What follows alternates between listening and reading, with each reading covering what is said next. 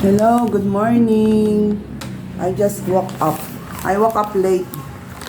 Kasi late na rin ako natulog kagabi after nag-celebrate kami ng aking birthday. Yung binigay sa akin flowers ng aking anak ay ilalagay ko sa flower vase. Actually, lagi akong nag-iisip bumili ng flower vase kasi in case na may nagbibigay ng flowers, meron akong paglalagyan. Ay umuwi yung aking anak na bunso si Miel kahapon from the school. May dala siyang garapon like this oh. Nilagyan ko ng tubig, sabi ko dito ko ilalagay yung flower. So mukha na rin siyang flower base kasi ang laki. Ginamit daw nila ito nung sila ay nag-experiment ng alak. Since nasa science yung aking anak, tama ba yung salita ko? Basta ganun. Ay gumagawa sila ng alak. Ay inuwi niya to. Sabi niya, Mami, gusto mo ba? Sabi ko, tama, gusto ko yan para meron akong lalagyan ng bulaklak. Yung pala, kaya niya ako binigyan ng ganito, kinagabihan, makaka-receive din pala ako ng flowers. So, tama, ang galing. Kaya, ililipat ko tong bulaklak dito para naman preserve siya kahit mga ilang araw. Nakakatuwang makareceive ng bulaklak, kasi it's a sign of love and thoughtfulness, diba? Maski naman pag Valentine's Day or special day or any occasion, diba? Nakakatuwa. So, lagay ko siya muna.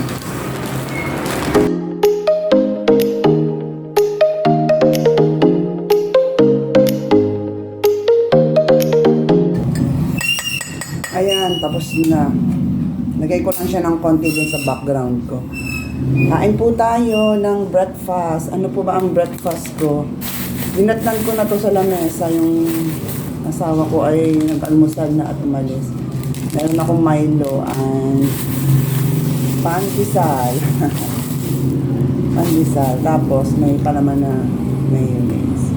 Kain po tayo. Ano pong almusal nyo? Na-miss nyo ba yung pag-vlog ko lately? Actually, yung mga ginagawa kong vlog ay kung ano-ano lang. Kasi, pag sinumpong ako ng katamaran ko, tamad talaga akong gumawa ng video. Pag wala ako sa mood, ewan ko ba? Pero pag nasa mood, tuloy-tuloy naman, video ako ng video. Para maganda yung outcome. Sarap ng tulog ko, napanaginipan ko si Camille Prats, kinukwento ko nga sa asawa ko. Kasi mag-guest siya sa CCF sa October. Ewan ko ba't ko siya napanaginipan, tapos nakausap ko raw siya.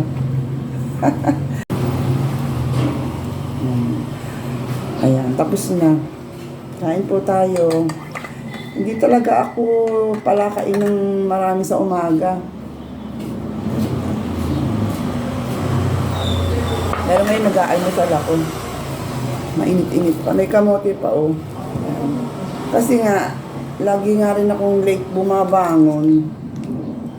Minsan nakakahiya lang, baka sabihin nilang iba, bakit lagi akong late?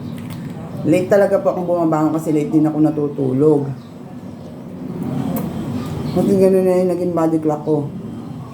Tapos pag late ako bumabangon, hindi ako masyadong kumakain kasi siguro mga 3 hours na magla-lunch na. Pag kumakain ako ng breakfast, pagdating ng lunch, nawawala na ako ng ganang kumain kasi parang busog pa ako.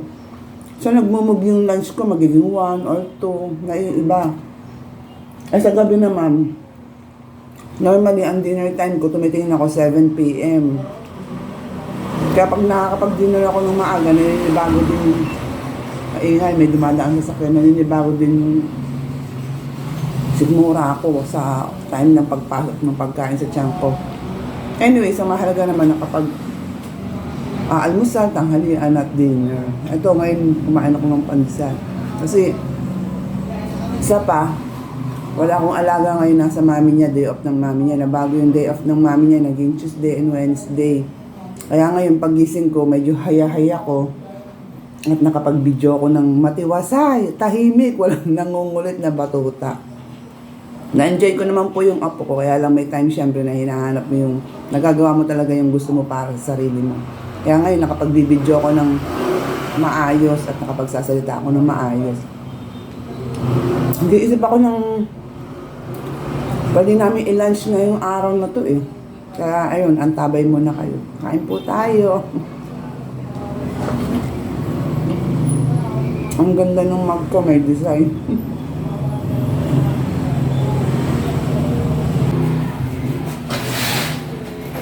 Ayan, pasok! Masok ka dito, pasok. Pasok! Ang gulo-gulo nitong alaga ko. Ang gulo pa ng bahay namin. Bumili ako ng bangus at saka atay para sa mga alaga. Halos kulang 3 kilo to. Grabe mahal ng bangus. Anyways, okay lang yun. Napag-isipan kong ituloy ko na yung aking paggawa ng sardinas na bangus. Kaya ayun, samahan niyo ako. Let's go! Hugasan ko lang. Ayan, sabi dun sa bidyong napanood ko, ibaba daw muna yung bangus sa asin sa loob ng 30 minutes. Ayan, siguro mga 2 o 3 kutsarang asin. Huwag naman alatan. Ayan, tansyado na yan, tapos halo-haloin. Siguro para matanggal yung lansa, no? Ayan, nagdagan pa kaya natin ng konting asin. Ako na nagtimpla. Ayan. Bababad po yan ng 30 minutes. Ayan po, ito po yung aking mga ingredients sa paggawa ng sardinas na bangus. Yan. Ito po ay meron pong 4 na carrots. Ito po yung listahan ko. Oh. Basa nyo ba? Ayan. So, kailangan merong laurel. Dinamihan ko na para mas malasa. Tapos, dun sa nabasa ko, kailangan 4 yung carrots. So, 4 na carrots. Tapos 5 bawang. 1, 2, 3, 4, 5. Tapos pickles. 160 grams. So ito po ay 160 gram na pala ang isa. Yan no, sa pinakababa. Ayan. Pero dinalawa ko para mas masarap. Tapos bell pepper, isa lang. Isang malaki, 1 large. Pamintang buo, 2 teaspoon. Tablespoon. So, 2 nito, sobra pa nga eh. Tapos, siling labuyo, nakalagay ay 5 piraso. Pero, ayoko nang maanghang, di ako masyado mahilig sa mga spicy food. Kumuha lang ako ng 3 piraso. Tapos, oyster sauce. Meron pala dun sa cabinet sa pag nag-grocery ako. Hindi ko na naisama rito. 2 tablespoon ng oyster sauce. Fish sauce, patis. Meron din ako dun sa cabinet. Di ko pala naisama rin dito. Tapos, olive oil. Ito medyo madugo. Binigyan ako ng balai ko ng olive oil kasi may balai ko nag-abroad yun, pinasalubungan ako ng olive oil. Ito medyo madugo ang presyo nito, naabot ng 700 to 800 ng isang ganitong bote. By liters kasi yan eh. Teka, sulat kasi ng Arabiano, look, 1 liter, so 1 liter na to. Tama naman pala yung nakalagay dito ng olive oil, pero nakalagay dito 2 liters eh. So nagdagdag pa ako ng isa. Medyo mahal talaga ang olive oil. Ito naman po, ibinili ko sa Pure Gold. Ang halaga nito halos kulang 300 pesos po. Ayan. Kaya sabi ko, tansyahin ko na lang ang pagtimpla. Tapos tubig, mga 3 cups. 3 cups of water, salt, at kukuk natin siya ng 50 minutes in low heat. Yan, tinandahan ko at sinulat ko po. Actually, ito rin bumili na ako ng green olives. Mahal din ito, siguro ang isang bote nito mga 150. So yung dalawa ay mga 300 pesos. Plus itong gulay na to. Actually, hindi ko to binili ng isang biglaan kasi medyo mabigat. Ito po ay inunti-unti ko ng pundar hanggang sa magawa ko tong aking sardinas na bangus. Tapos yung bangus ko naman po, haharap ko na nga. Tapos yung bangus naman po, kailangang i-bringe o ibabad ng 30 minutes para mawala yung lansa. Nandun sa kusina. Ang presyo naman po nun halos 460. Tawad na ng 8 pesos dun sa tindero.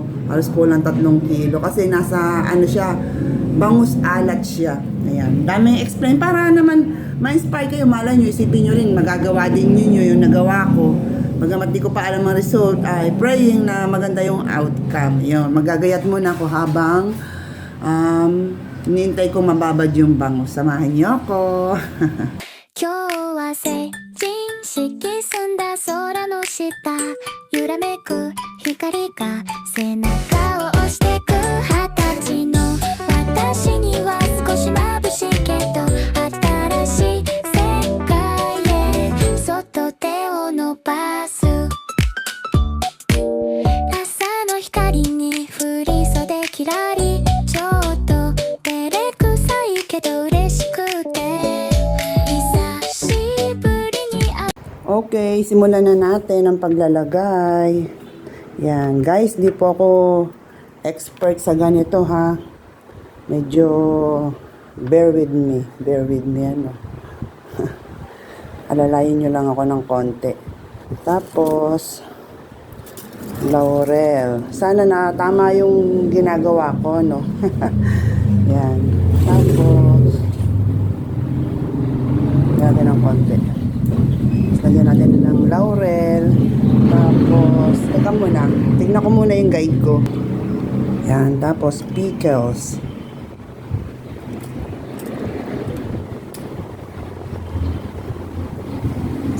Sama-sama lang po sila. Yan. Tapos, bell pepper.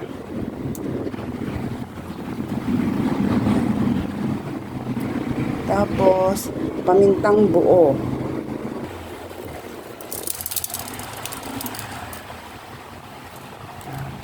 Pagkatapos, siling labuyo. Siguro tig-isa ng bawat bawat space.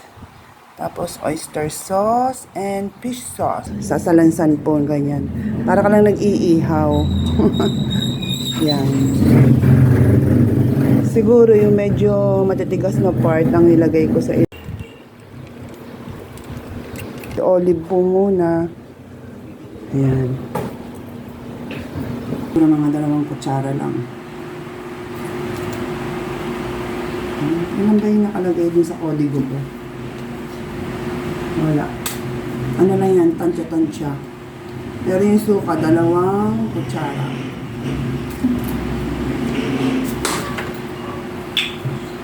Para maisa lang na. Anong oras na? Kasi sumobra pa ng 2 kutsara. Para maalis yung lansa.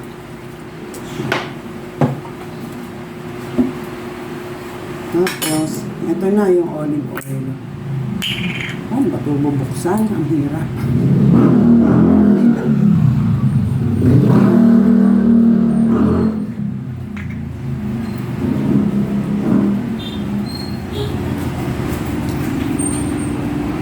Kailangan din pala ng rito, 3 cups of water. Oh, ito na yung aking 3 cups of water. 3 talaga, specific. Siguro para hindi siya matuyo at saka yung sa alat, di ako sure eh. Kaysa naman ulit. Ayan, iluluto ko na po ng mga 50 minutes sa mahinang apoy. Pagkakulo, hihinaan hanggang sa maluto. Ayan.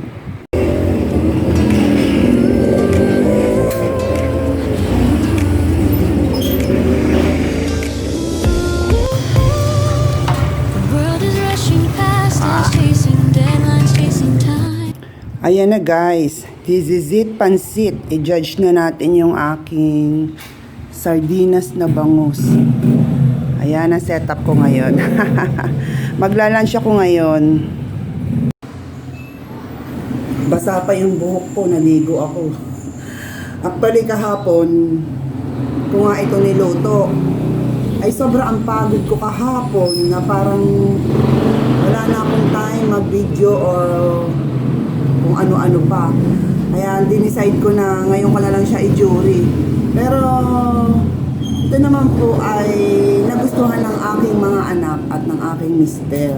Siguro naninibago lang ako. Try na natin. Medyo tiyan yung pinili ko. Nag-pray na ako. Pray natin. Lasang sardinas ba? Parang mas nangibabaw yung lasa ng olive.